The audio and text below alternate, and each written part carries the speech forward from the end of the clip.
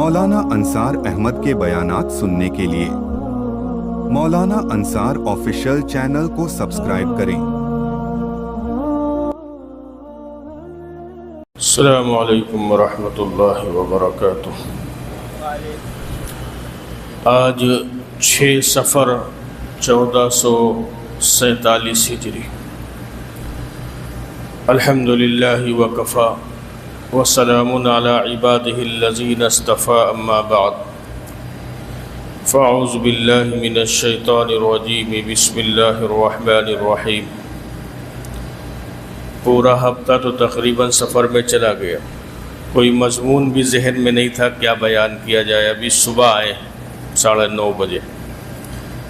تو میں نے سوچا کہ کچھ خطبہ جو پڑھا جائے گا اسی کے ترجمے کے متعلق کچھ گفتگو ہو جائے۔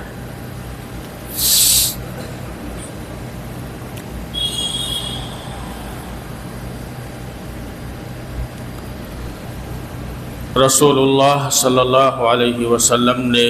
ارشاد فرمایا کہ اسلام کی بنیاد اور اسلام کے 5 ارکان ہیں اور 5 رکن ہیں جن پر اسلام کی بنیاد قائم ہے۔ ان میں سب سے پہلی چیز یہ ہے کہ اس بات کی شہادت دینا کہ اللہ کے سوا کوئی معبود نہیں،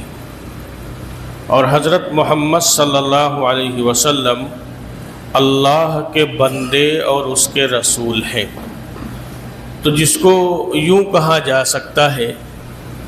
کہ 5 بنیادی چیزوں میں سے پہلی چیز کلمہ شہادت لا الہ الا اللہ محمد الرسول اللہ صلی اللہ علیہ وسلم کا اقرار کرنا ہے۔ تو تمام اعمال میں اور تمام بنیادی چیزوں میں سب سے اہم چیز یہ ہے کہ اللہ کی وحدانیت کی اور رسول اللہ صلی اللہ علیہ وسلم کی رسالت کی گواہی دینا۔ اگر کوئی شخص اللہ کو تو مانتا ہے مگر رسول اللہ صلی اللہ علیہ وسلم کی رسالت کو نہیں مانتا تو پھر وہ مسلمان نہیں۔ اگر کوئی شخص اللہ کو تو مانتا ہے لیکن حضرت محمد صلی اللہ علیہ وسلم کو اللہ کا رسول نہیں مانتا تو وہ مسلمان نہیں۔ اسی طریقے سے اگر کوئی شخص اللہ کو تو مانتا ہے، حضرت محمد صلی اللہ علیہ وسلم کو اللہ کا رسول بھی مانتا ہے، لیکن اگر ان کو آخری رسول نہیں مانتا تو وہ مسلمان نہیں۔ تو گویا اسلام میں باقی رہنے کے لیے اور اسلام پر قائم رہنے کے لیے ایک اللہ کو ماننا ہے، اور ایک اللہ کو ماننے کے ساتھ ساتھ رسول اللہ صلی اللہ علیہ وسلم کو اللہ کا نبی ماننا ہے، اور صرف اللہ کا نبی اور رسول نہیں ماننا ہے بلکہ اللہ کا آخری نبی اور آخری رسول ماننا ہے۔ اور اس بات کو ماننا ہے کہ رسول اللہ صلی اللہ علیہ وسلم کے بعد اب کوئی نیا نبی پیدا نہیں ہوگا اور نیا نبی نہیں آئے گا۔ ذہنوں میں یہ بات آ سکتی ہے کہ حضرت عیسیٰ علیہ السلام تو آئیں گے، تو حضرت عیسیٰ علیہ السلام آئیں گے، لیکن اس مسئلے کو بالکل واضح طور پر سمجھ لیا جائے کہ حضرت عیسیٰ علیہ السلام کو اللہ نے حضرت محمد صلی اللہ علیہ وسلم کی آمد سے پہلے اور آپ کی بعثت سے پہلے ان کو نبی بنایا تھا۔ اور یہاں بات یہ کی جا رہی ہے کہ حضرت محمد صلی اللہ علیہ وسلم کے اعلان نبوت کے بعد کوئی نیا نبی پیدا نہیں ہوگا، اور پھر اللہ تعالیٰ نے حضرت عیسیٰ علیہ السلام کو آسمان پر زندہ اٹھا لیا، اور وہ قرب قیامت اللہ تعالیٰ ان کو زمین پر بھیجے گا، اور جس وقت وہ آئیں گے تو وہ فجر کی نماز کا وقت ہوگا، اور آسمان سے لے کے مسجد کے مینارے تک تو اللہ تعالیٰ ان کو فرشتوں کے ذریعے سے بھیجیں گے۔ لیکن جب لوگ دیکھیں گے کہ حضرت عیسیٰ مینارے پر ہیں تو پھر ان کو سیڑھیوں سے اتارا جائے گا، اور حضرت مہدی فجر کی نماز پڑھانے کے لیے مصلی پر کھڑے ہو چکے ہوں گے، اور حضرت عیسیٰ مسجد میں تشریف لائیں گے تو حضرت مہدی یہ عرض کریں گے کہ آپ آئیں اور آپ فجر کی نماز پڑھائیں، تو حضرت عیسیٰ علیہ السلام منع فرما دیں گے اور کہیں گے کہ فجر کی نماز آپ ہی پڑھاؤ۔ اس سے کیا پتہ چلا؟ اس سے یہ پتہ چلا کہ حضرت عیسیٰ علیہ السلام جو تشریف لائیں گے وہ نبی بن کر نہیں آئیں گے، بلکہ حضرت محمد صلی اللہ علیہ وسلم کی شریعت کو فالو کریں گے، اور حضرت محمد صلی اللہ علیہ وسلم کی شریعت ہی کے مطابق وہ زندگی کو، جو بقیہ زندگی ان کی ہوگی، وہ گزاریں گے۔ اسی طریقے سے پہلی نماز جو وہ پڑھیں گے تو امت محمدیہ کے ایک امام کے پیچھے وہ نماز پڑھیں گے، تو اس سے گویا اس مسئلے کی بھی وضاحت ہو جائے گی کہ میں اس امت کا ایک عام انسان بن کر رہوں گا۔ اور پھر اس کے بعد میں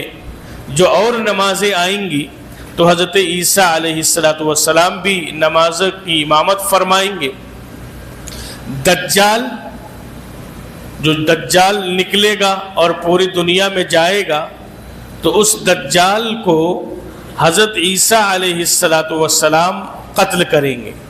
اور ان کے قتل کرنے کی جو جگہ ہوگی جہاں پر دجال قتل کیا جائے گا وہ اسرائیل میں جو مقام لد ہے، تو مقام لد پر دجال کو حضرت عیسیٰ علیہ السلام قتل کریں گے۔ اب اس کے بعد میں جتنے عیسائی اس وقت دنیا میں موجود ہوں گے وہ تمام عیسائی محمد الرسول اللہ صلی اللہ علیہ وسلم کی شریعت میں داخل ہو جائیں گے۔ ابھی تو عیسائی حضرت محمد صلی اللہ علیہ وسلم کی شریعت میں جو داخل نہیں ہے تو ان کو اہل کتاب کہا جاتا ہے،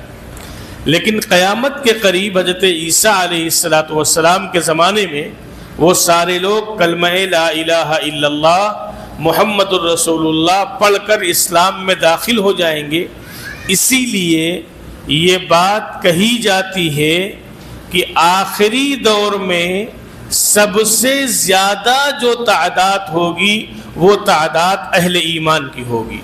اور اہل ایمان کی تعداد اس لیے سب سے زیادہ ہوگی کہ عیسائی بھی کلمہ پڑھ کر مسلمان ہو چکے ہوں گے، تو اس لیے سب سے بڑی تعداد جو ہوگی وہ آخری دور میں حضرت عیسیٰ علیہ السلام کے تشریف لانے کے بعد میں اہل ایمان کی تعداد سب سے زیادہ ہوگی۔ تو گویا اسلام کا پلر اور اسلام کی بنیاد جس کو کہا جائے تو اس بنیادی عقیدوں میں سے ایک عقیدہ یہ بھی ہے کہ اللہ کو ایک مانا جائے، اس کے ساتھ کسی کو شریک نہ ٹھہرایا جائے۔ جیسے مکہ کے مشرکین تھے تو مکہ کے مشرکین اللہ کو بھی مانتے تھے، ایسا نہیں ہے کہ اللہ کا انکار کرتے ہوں، اللہ کو بھی مانتے تھے، لیکن اللہ کے ساتھ ساتھ وہ اوروں کو بھی مانتے تھے کہ ہمارے یہ بھی حاجت روا ہیں، ہمارے یہ بھی مشکل کشا ہیں، سفر میں ہمارے یہ خدا کام آئیں گے، اگر فلاں کام نہیں ہوگا تو یہ خدا کام آ جائیں گے۔ اسلام نے ان سب چیزوں کی نفی کی ہے کہ دیکھو اللہ تنہا ہے، اللہ اکیلا ہے، اور اللہ نے قرآن میں فرمایا لَوْ كَانَ فِيهِمَا آلِهَةٌ إِلَّا اللَّهُ لَفَسَدَتَا، اگر دنیا میں کئی خدا ہوتے اور کئی معبود ہوتے تو اللہ فرما رہے ہیں کہ دنیا کا نظام چل ہی نہ پاتا۔ لَفَسَدَتَا، دنیا کے اندر فساد برپا ہو جاتا، اس لیے کوئی کہتا کہ بارش ہوگی تو کوئی کہتا دھوپ ہوگی، کوئی کہتا کہ سردی ہوگی تو کوئی کہے گا گرمی ہوگی، تو اس لیے دنیا کا نظام چل ہی نہ پاتا۔ تو اس سے پتہ چلا قرآن کی آیات سے کہ دنیا کے نظام کو چلانے والا اور دنیا کی ہر چیز کو پیدا کرنے والا وہ تن تنہا اللہ ہے، اور تن تنہا اللہ ہی پوری دنیا کے نظام کو اللہ ہی چلا رہے، اور اللہ نے انسانوں کی ہدایت کے لیے،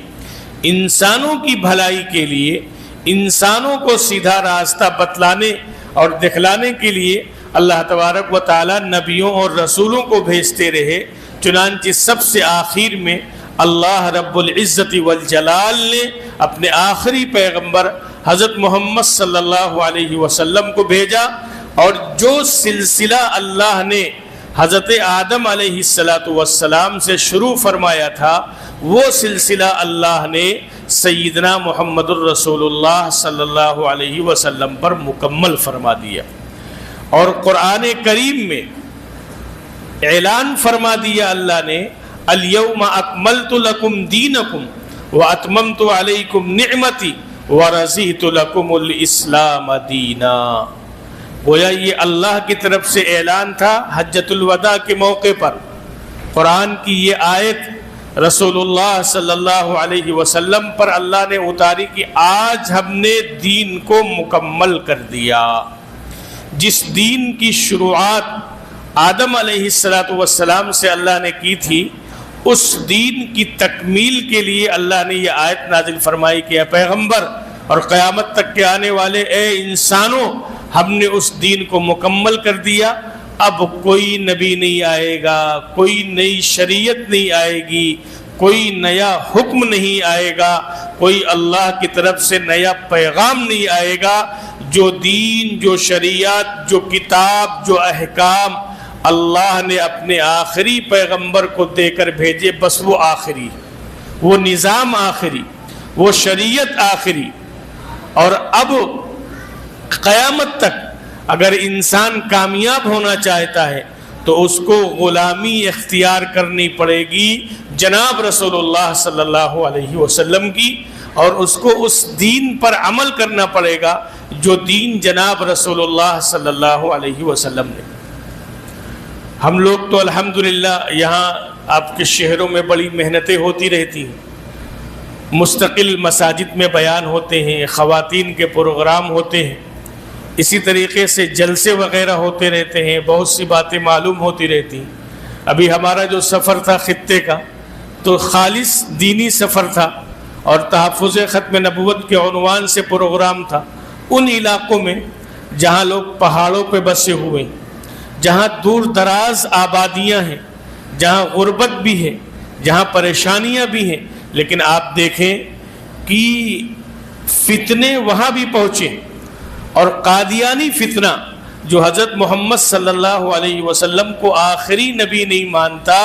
اس وادی میں ایک بڑی محنت ان کی ہو رہی اور بڑی کوشش ان کی ہو رہی ہے، اور بڑے لوگ وہاں ان سے متاثر ہیں۔ گویا ان کا عقیدہ یہ ہے کہ حضرت محمد صلی اللہ علیہ وسلم آخری نبی نہیں۔ تو یہ تو آپ اللہ کا شکر ادا کریں کہ آپ کی آبادی، ہماری بستی ملی جلی ہے، ایک دوسرے سے ملتے رہتے ہیں، لیکن معلوم ہے کہیں 10 گھر ہیں، کہیں 5 گھر ہیں، کہیں 2 گھر ہیں، اور پھر وہاں جا کر لوگوں کو بہکانا اور لوگوں کو اسلام سے دور کرنا اور لوگوں کو شریعت سے دور کرنا اور لوگوں کو حضرت محمد صلی اللہ علیہ وسلم اور ان کی تعلیمات سے دور کرنا بڑا آسان ہو جائے۔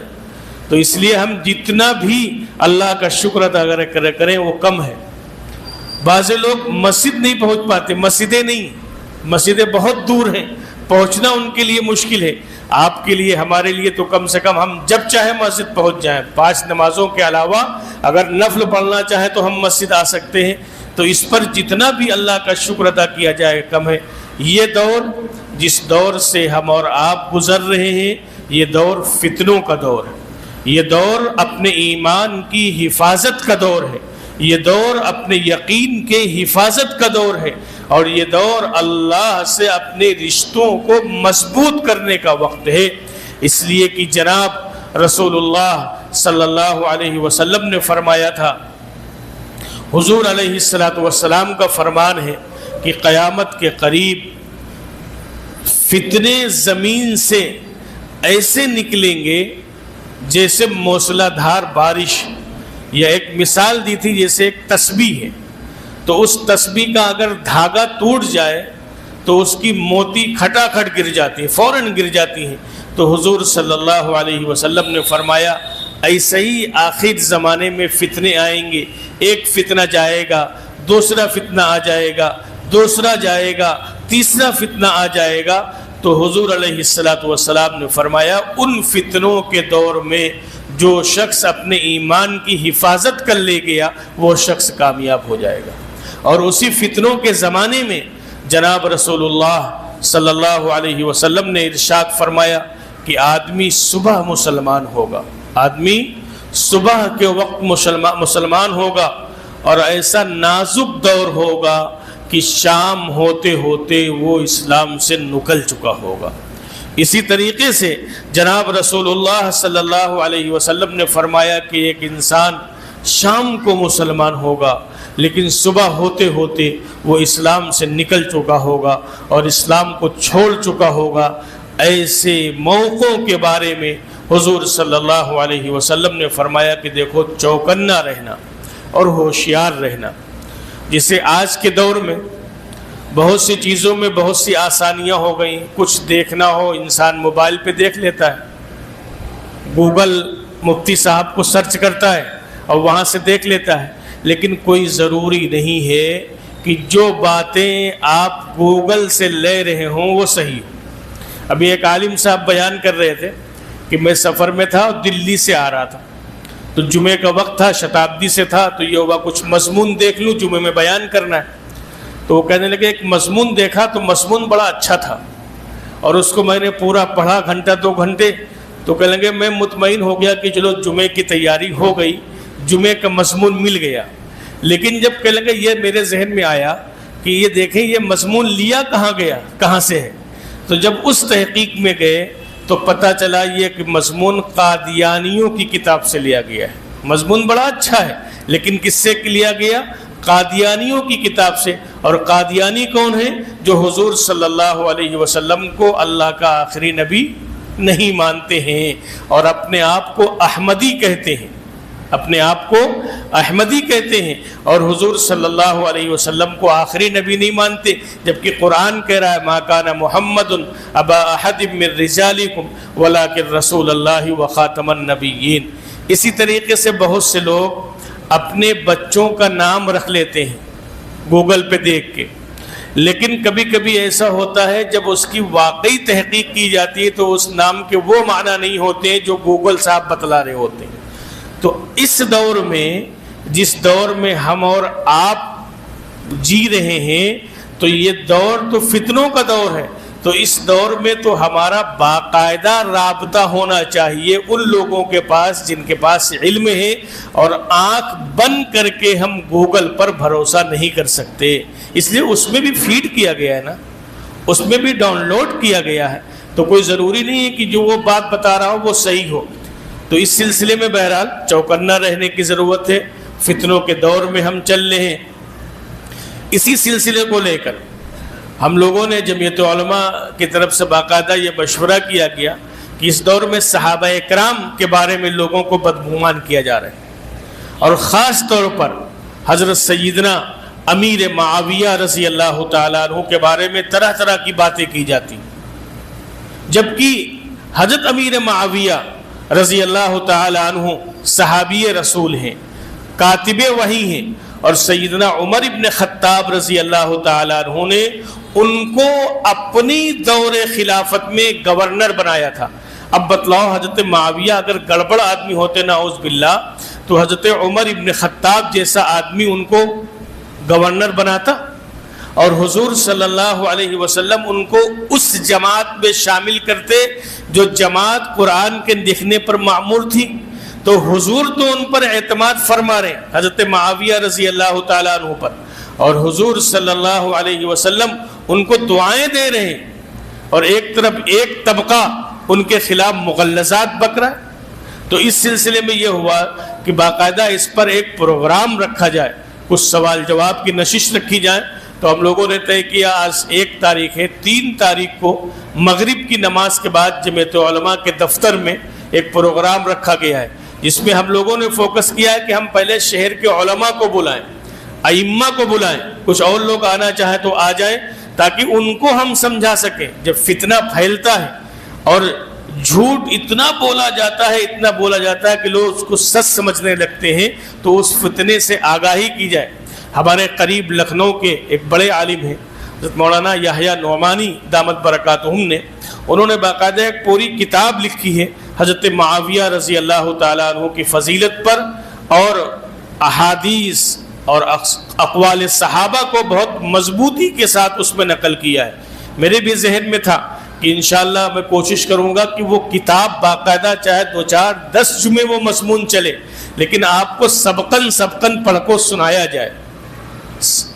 بتلایا جائے کہ حضرت معاویہ رضی اللہ تعالیٰ عنہ کا مقام کیا ہے، حضرت معاویہ رضی اللہ تعالیٰ عنہ کی فضیلت کیا ہے، حضرت معاویہ رضی اللہ تعالیٰ عنہ کا مرتبہ کیا ہے۔ ہمارا مضمون جو چل رہا تھا تو وہ مضمون تو حضرت علی رضی اللہ تعالیٰ عنہ کے متعلق چل رہا تھا، اور گزشتہ جمعہ میں نے اسی پر بیان بھی کیا تھا۔ اس ہفتے چھوڑ دیا، آئندہ اگر زندگی رہی تو انشاءاللہ حضرت علی رضی اللہ تعالیٰ عنہ پر وہ سیرت کو مکمل کیا جائے گا۔ پھر حضرت حسن رضی اللہ تعالیٰ عنہ پر کچھ ان کی سیرت بیان ہوگی، پھر قسط چلیں گی انشاءاللہ حضرت امیر معاویہ رضی اللہ تعالیٰ عنہ۔ تو بہرحال اللہ کو ایک ماننا اور حضرت محمد صلی اللہ علیہ وسلم کو اللہ کا رسول ماننا اور آخری رسول ماننا اور اللہ کا بندہ ماننا، یہ اسلام کی بنیادوں میں سے پہلی بنیاد ہے۔ اور اسی طریقے سے آپ نے فرمایا کہ نماز کو قائم کرنا، نماز کو قائم کرنے کا مطلب یہ ہے کہ ہمیشہ پابندی کے ساتھ نماز کو پڑھنا، یہ اسلام کی بنیاد ہے۔ اسی طریقے سے زکوٰۃ دینا، صاحب نصاب آدمی ہے تو سال میں 1 مرتبہ وہ زکوٰۃ دے گا، یہ بھی اسلام کی بنیاد میں سے ہے۔ اور حج کرنا، جن کو اللہ نے صاحب استطاعت بنایا ہو، یعنی جن کے پاس اتنا پیسہ ہو کہ ویزا لگوا سکتے ہوں، ٹکٹ لے سکتے ہوں، وہاں کھانے پینے کا انتظام کر سکتے ہوں، اور ان کی کفالت میں جو لوگ یہاں ہوں ان کے کھانے پینے کا جتنے دن کا آپ سفر ہے اتنا انتظام کر سکتے ہو، تو ان پر حج فرض ہو جائے گا۔ اب اگر کسی نے لڑکی کی شادی کے لیے پیسے اکٹھا کیے، ابھی شادی نہیں ہوئی لیکن حج کا زمانہ آیا تو حج فرض ہو جائے گا۔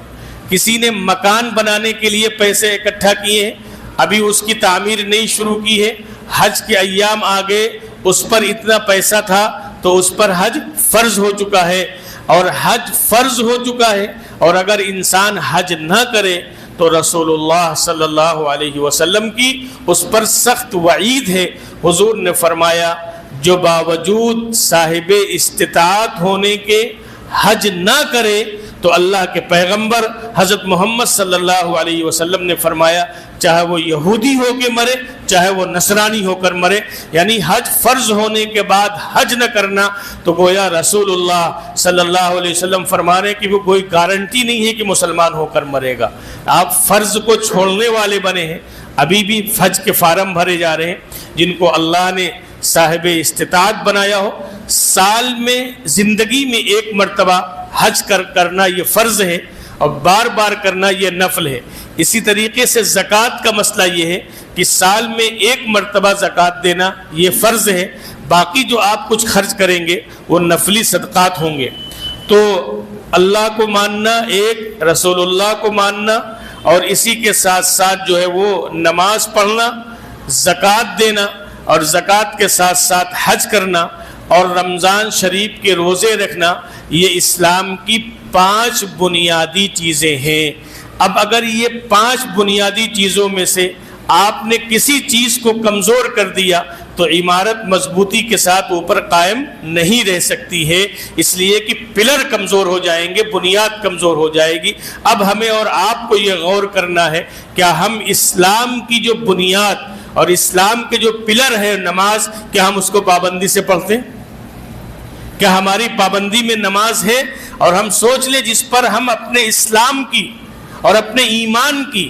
اور اپنے دین کی عمارت کھڑی کر رہے ہیں، اگر اس کی بنیاد کمزور ہوگی تو عمارت کیسے مضبوط باقی رہے گی؟ تو اس لیے پابندی کے ساتھ فرض نماز کو ادا کرنا ہے۔ اسی طریقے سے اللہ نے استعداد دی ہو تو زکوٰۃ دینا ہے، اللہ نے صاحب حیثیت بنایا ہو تو حج کرنا ہے۔ سال میں 1 مہینے کے روزے اللہ تعالیٰ نے فرض فرمائے کہ یہ اسلام کی بنیاد ہے، ان میں کسی طرح کی کوئی گنجائش نہیں ہے، ہر حال میں آپ کو ان کو ادا ہی کرنا ہے۔ آپ دیکھیں نماز کے متعلق کتنے سخت احکام ہیں۔ وضو نہیں کر سکتے ہو تیمم کرو، ناپاک ہو گئے ہو، بیماری کی حالت میں ہو، ڈاکٹر نے غسل کرنے کو منع کیا ہے، تیمم کرو۔ کھڑے ہو کر نماز نہیں پڑھ سکتے ہو، بیٹھ کر نماز پڑھو۔ بیٹھ کر نماز نہیں پڑھ سکتے ہو، لیٹ کر نماز پڑھو۔ لیٹ کر نہیں پڑھ سکتے ہو، ہاتھ پیر ہلا کے اشارے سے نماز پڑھو۔ لیکن نماز ہر حال میں فرض ہے، یہ اللہ کے پیغمبر صلی اللہ علیہ وسلم نے بتلا دیا۔ اور آپ کا جب آخری وقت تھا، حضور کے دنیا سے تشریف لے جانے کا وہ جب وقت تھا، آپ نے دیکھا کہ صحابہ کرام مسجد نبوی میں تشریف فرما ہیں، تو آپ نماز کے لیے اس حال میں اپنے حجرے سے نکلے ہیں کہ حضرت علی رضی اللہ تعالیٰ عنہ کے ایک کندھے پر آپ کا ایک ہاتھ مبارک تھا، حضرت عباس رضی اللہ تعالیٰ عنہ کے کندھے پر ایک ہاتھ تھا، اور آپ کے پیر مبارک زمین پر گھسٹ رہے تھے، لیکن جناب رسول اللہ صلی اللہ علیہ وسلم اس حال میں مسجد تشریف لے گئے۔ کیا پتہ چلا؟ حضور کا یہ عمل بتلا رہا ہے کہ اگر تم 2 سہارے کے آدمیوں سے مسجد میں آ سکتے ہو اور نماز پڑھ سکتے ہو تو مسجد میں آ کر نماز ادا کرو۔ اور ہمارے یہاں بیمار کی خیر خواہی یہ سمجھی جاتی ہے، ذرا سا بخار آ جائے، ذرا سا پیر میں ہاتھ میں کوئی تکلیف ہو جائے تو ہمارے لیٹے رہو، ٹھیک ہے، جب تھوڑا سا فائدہ ہو جائے گا تو نماز پڑھ لینا۔ گویا ذرا سی بیماری میں سب سے پہلی جو چیز چھوڑی جاتی ہے وہ نماز چھوڑ دی جاتی ہے۔ اور سرکار دو عالم صلی اللہ علیہ وسلم کا عمل یہ ہے کہ 2 آدمیوں کے سہارے سے مسجد تشریف لا رہے، تو یہ طے کریں، ہم بھی طے کریں، آپ بھی طے کریں کہ اسلام کی جو بنیاد ہے ان بنیادوں میں سے نماز سب سے اہم اور محتم بشان عمل ہے۔ آپ اور ہم طے کریں کہ انشاءاللہ کسی حال میں بھی اس کو نہیں چھوڑیں گے اور جماعت سے پڑھنے کا اہتمام کریں گے۔ اللہ تعالی